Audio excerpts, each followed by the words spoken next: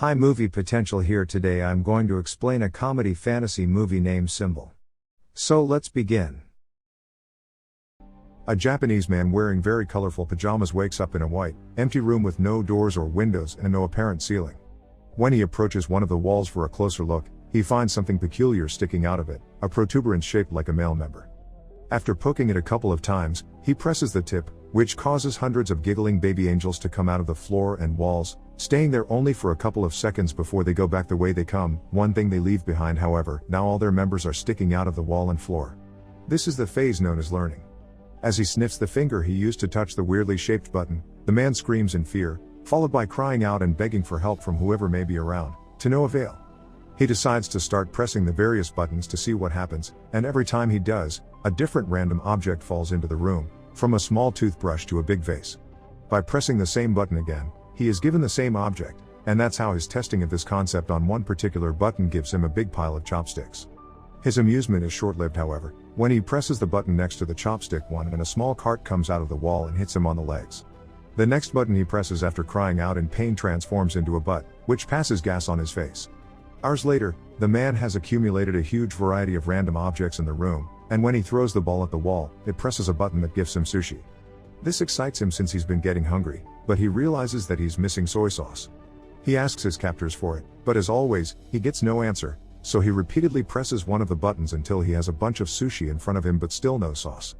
Giving up, the man proceeds to eat the sushi, which he finds rather delicious, and once he's finished the last piece, he presses the button for more, getting furious when a bottle of soy sauce finally shows up. After angrily pushing the bottle out of the way, he presses a different button and gets a pair of old school 3D glasses. When he puts them on, he manages to see a baby angel pointing at his member, and the man gets happy because he thinks he may have found the answer. However, after pressing that particular button, all he gets is a countdown and a giant butt appearing from above to pass gas on top of him. Some hours later, he's read 5 volumes of a manga that he finds very entertaining, but when he presses a button to get the 6th, he gets the 7th instead. Frustrated, he starts trying other buttons, which give him 8 and 9 but still no 6. The last button he tries, though, has an important surprise for him. It opens a section of the wall that hides a door behind it. The man celebrates this discovery, but in his excitement, he loses track of which button is the one that opens the exit. He tries one at random and shockingly sees an African tribesman run from wall to wall. The next one makes water fall on his head. The third one turns out to be the one he needs, and as soon as the wall opens, he runs to it, only to see it close on his face. His second try ends the same way, and it's then he realizes that the door stays open as long as the member tip is down, so he starts trying out different ways to achieve it. First, he goes for a runner position, pressing it with his foot. Next, he hits it with a fly swatter from as far as possible, hoping the distance will make a difference in his running time. None of these work, and neither do pulling it with a jumping rope or hitting it with the air sent by a fan. His following plan is to get on the cart and push it after pressing the button, but after a few tries, he comes to accept he simply can't control it. What he needs to do is find a way to keep the button tip down. He puts the huge vase on top of it, but the button manages to stick back up again, so the man reaches the conclusion that he needs to fill the vase to make it heavier. First, he tries the water button, but it's pointless. No matter how hard he tries to redirect the water, it only falls on him and nowhere else. His next attempt involves filling the vase with sushi, but it becomes so heavy he can't even pick it up. The neck of the vase is also too narrow for his hand to go through, so the man has no other choice but to use chopsticks and remove a bunch of sushi piece by piece. Moments later, once he's removed enough, he manages to barely pick up the vase, so he does exactly that and takes it closer to the buttons. When he gets there, he finds himself having to put down the vase on the floor because he has lost which button it was again, and when he tries one, the African tribesman comes out and accidentally bumps into the base, causing it to crack and break in half. This sends the man over the edge, who, as he freaks out and yells nonstop, finds the right button and begins covering it with sushi. This, of course, doesn't work either, and the little member pops up among the rice. Then the man tries covering the button with tape, followed by tape plus a steel plate, but nothing works. After taking some painkillers to deal with the pain caused by the door every time it hits him on his back and a nap as well, the man wants to wash his teeth, so he presses a button to get water. It was the wrong button though, and this one reveals a rope falling from the ceiling. This instantly improves his mood because it gives him an idea for a new plan. He opens the door, then uses the rope to swing himself across the room and make it before the door closes. Sadly, when he tries to open the door behind the fake wall, he discovers it's locked. He returns to the room just in time before the door closes, although it manages to hit him on his way out anyway, and in frustration, he kicks the wall, activating one of the buttons and revealing the key floating in the middle of the room. Like it happens with the door though, it goes away when the button perks out again, so the man must find a way to keep both the key in the room and the door open. First, however, he needs to find the button again, because he got distracted and lost it. By observing more or less where his foot would have landed when he kicked the wall, he chooses a button only to get a dog coming out of the wall to bark at him. The same happens with the next button, but luckily, the third try is successful. While keeping his eyes and a pointing hand at the button, the man walks backward and grabs a piece of sushi fish that he takes back to the wall to mark the right button with. When he presses it, however, the dog comes out again. This time he finds the button faster and proceeds with his plan. He makes the rope appear and swings on it to reach the different buttons, but it is still enough. As he falls to the floor, he sees a plunger he had gotten from one of the many buttons, and gets an idea on how to solve his little issue. He can use the plunger to touch the wall and push himself farther. After one failed attempt, the plan goes smoothly, and the combination of swinging on the rope and pushing himself with the plunger allows him to press the button key, grab the key, press the door button, and reach the door before it closes.